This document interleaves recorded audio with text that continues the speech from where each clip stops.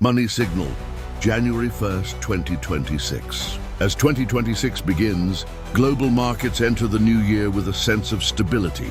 Stock indices remain close to record levels. Liquidity is still present in the financial system, and volatility appears contained. But when we look beyond the surface, the global economic system is carrying signals from the final stretch of last year that are still very much active today.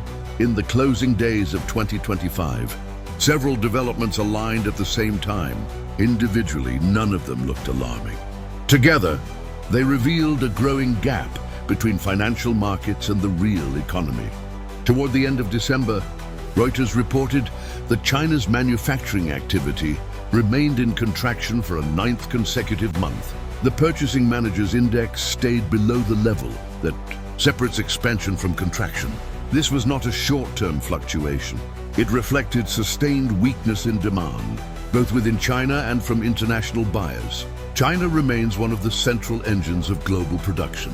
Electronics, machinery, industrial components, and consumer goods still pass through its factories before reaching consumers in the United States and Europe.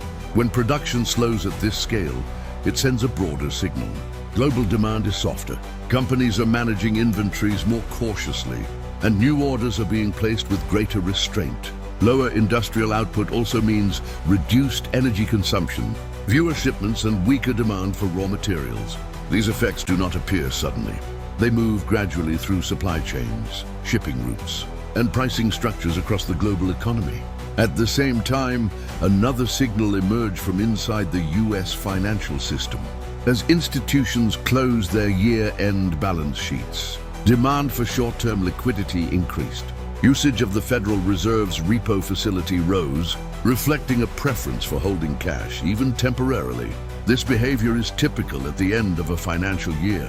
Balance sheet management is part of the system's normal rhythm, but context matters. Even with markets trading near record highs, financial institutions chose caution. Liquidity was prioritized over full risk exposure, ensuring flexibility as the new year began. That behavior reveals something important. Confidence remains present, but certainty does not. While liquidity demand increased quietly in the background, US equity markets ended the year strong. Major indices closed 2025 near all-time highs, supported by technology investment, data infrastructure, and continued expansion in artificial intelligence capacity. From the outside, markets appear resilient, but this strength exists alongside weaker industrial production and more cautious financial positioning. This divergence is the signal. Financial markets move faster than factories. Money reacts faster than labor markets, shipping volumes, and consumer demand. When asset prices rise, while production and consumption adjust more slowly, a gap forms between financial valuation and physical output. That gap rarely closes through sudden events. More often it narrows gradually, through slower growth, tighter margins, or shifts in how capital is allocated. To understand why this matters, it helps to look at how the global system connects. Factories in Asia supply components to manufacturers in Europe and North America. Those manufacturers depend on stable demand from consumers at the end of the chain. When production slows upstream, the effects move downstream with a delay. Prices adjust, employment adjusts, spending patterns adjust. At the same time, financial liquidity can keep asset prices elevated even as the real economy cools. Money continues circulating rapidly within financial markets, while goods and services move more slowly through the physical economy. This difference in speed creates imbalance.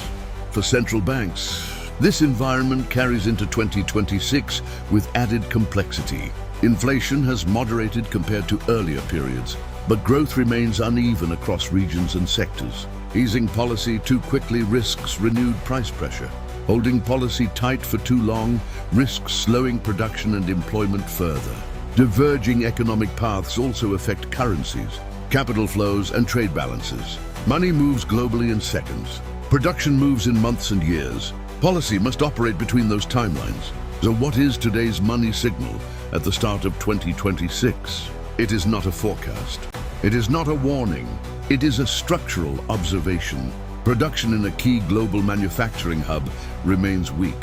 Financial institutions are prioritizing liquidity despite strong asset prices. Markets continue to advance, while the real economy adjusts more slowly. The global system is still functioning, but money and production are no longer moving at the same pace. That imbalance defines the starting point of this economic cycle in 2026. This is the system behind the headlines. This is the signal beneath the noise. This is Money Signal,